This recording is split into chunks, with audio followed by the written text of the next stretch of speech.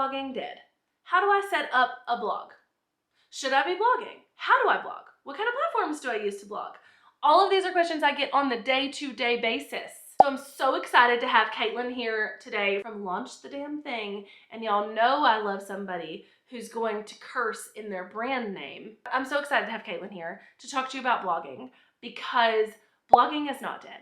Blogging is different than it was a few years ago, but it's not dead, and it is still and can be still a useful part of your business. So let's welcome Katelyn to the floor to talk about blogging. Thank you, Katelyn.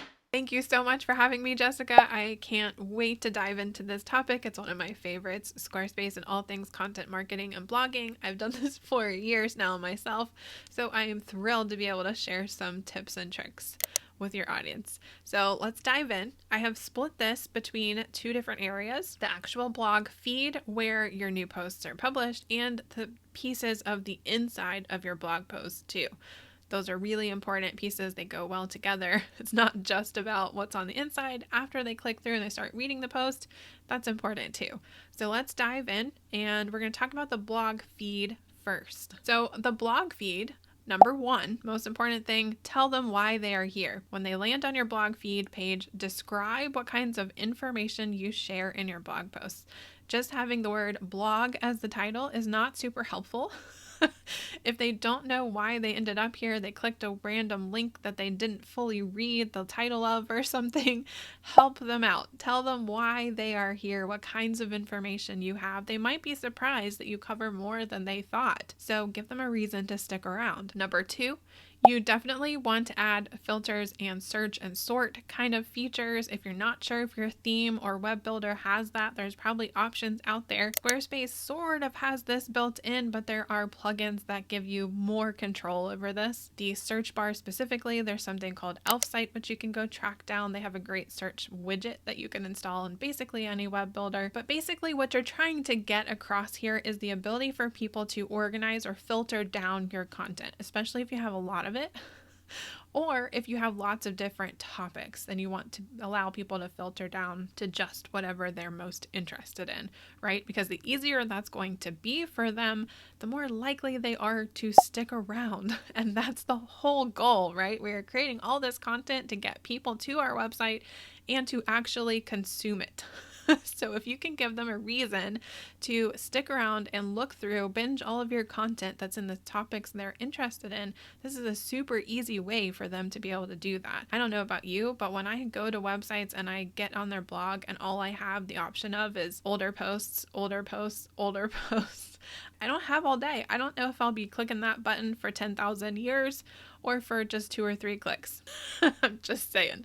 So a category drop down where you can list your business topics, your Squarespace topics, your mindset topics, your productivity, whatever it is that you talk about on your blog, and maybe a drop down for some sort of sorting, alphabetized like A to Z, Z to A, maybe your oldest post to your newest and vice versa. It's just a way for them to kind of sift through your content and figure out what the parts are that are most relevant for them. So on the flip side of that, we want to jump into your blog posts, the actual content, right? So that's where we go into item number 3, and that is to think carefully about adding a sidebar to your blog.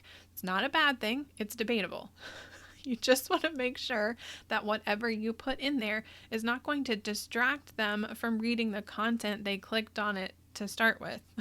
Whatever the reason was that they came there, you don't want them leaving before they finish doing whatever they had originally planned to do.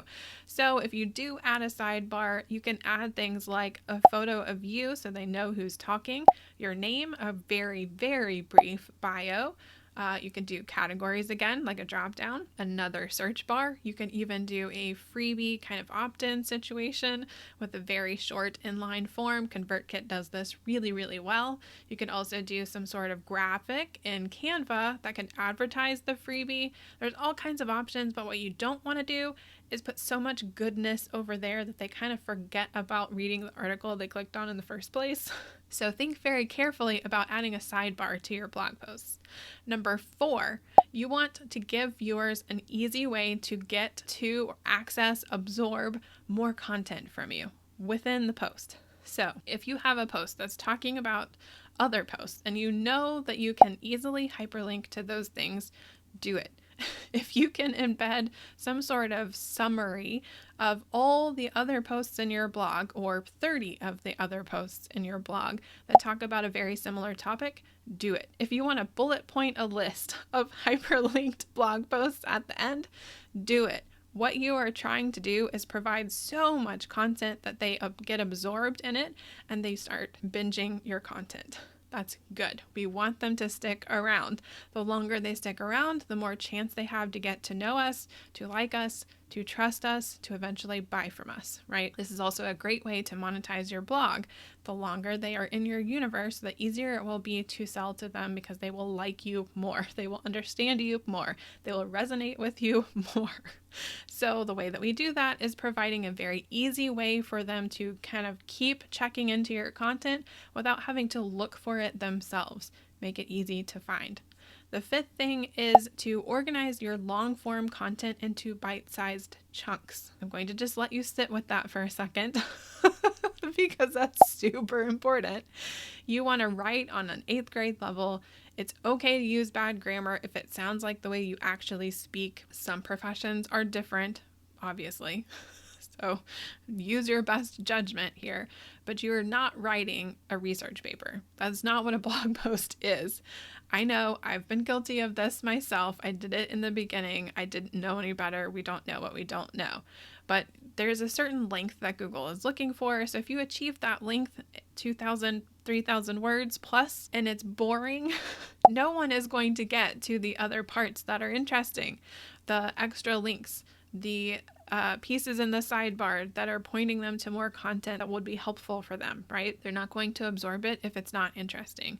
So you got to break it up. Add bullets, numbered lists, short paragraphs. I'm talking 2 to 5 sentences max, depending on the length of your sentences. We want to add graphics for call to actions so you can get their attention. Don't just put a button down there in a header, like do something fun and creative. If that's your jam, hopefully it is.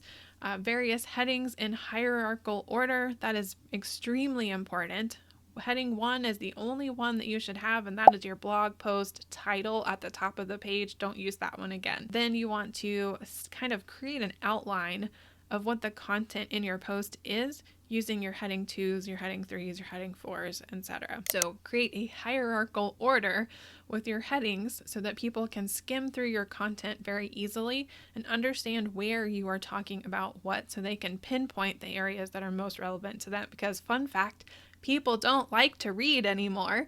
And even though I'm not one of those people, and I love to read, I am not the norm. So make sure the content is skimmable is essentially what I'm talking about here.